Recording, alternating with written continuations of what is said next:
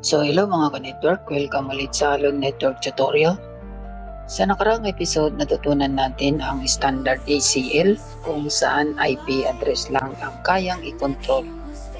Pero paano kung gusto mong i-block ang specific application kagaya ng Facebook, YouTube o di kaya ay web browsing? So dito papasok ang extended ACL. So mas advanced, mas precise at mas powerful. Sa video na ito, ipapakita ko kung paano i-block ang HTTP traffic gamit ang extended ACL. So, ang topology natin mga idol ay isang PC, isang switch, a router, at internet. So, ito yung internet. Alright? So, ang goal natin ay i-block ang web browsing or HTTP pero papayagan pa rin ang ibang traffic tulad ng ping. So, step 1, bago tayo mag-configure, magpiping muna tayo sa internet.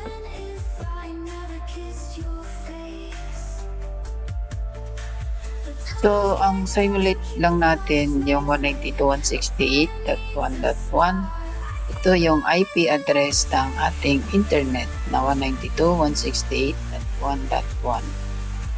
Alright, so ping. So, working ang ping. So, ibig sabihin meron tayong internet. Ngayon naman susubukan natin papasok sa web browser. So, nakakapasok tayo. Alon Network Tutorial. Welcome. So, Alon Network Tutorial. So, step 2, exit natin. Step 2, configure tayo ng extended ACL. So, access list 100 TCP/NE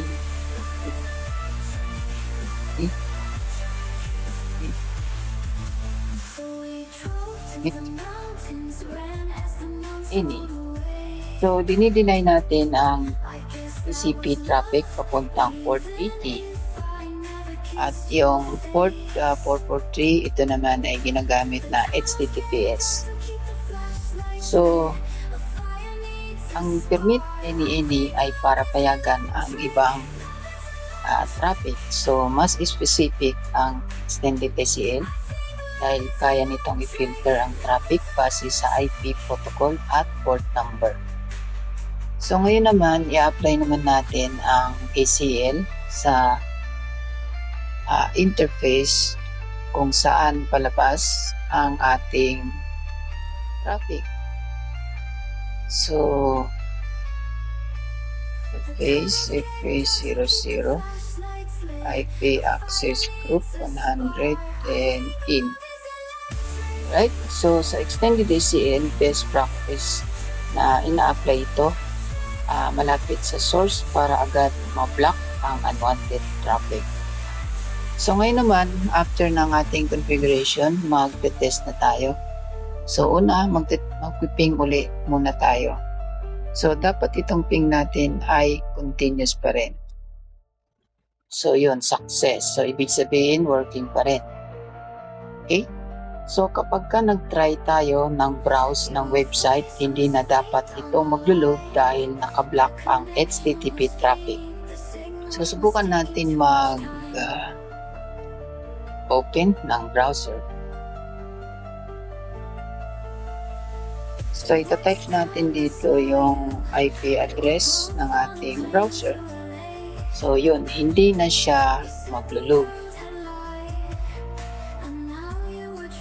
Okay, so request timeout.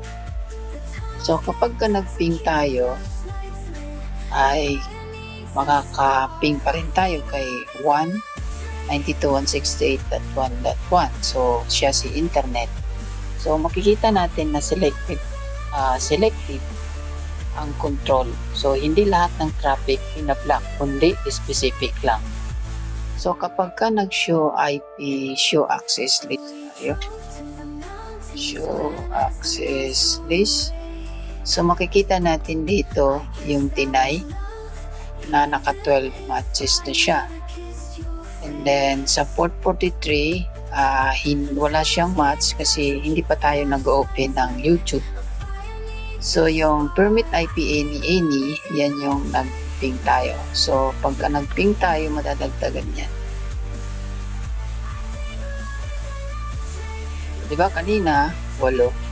Ngayon naman naging 12 dahil yun sa ping natin. Pero dun sa HTTP ay na-block na talaga siya.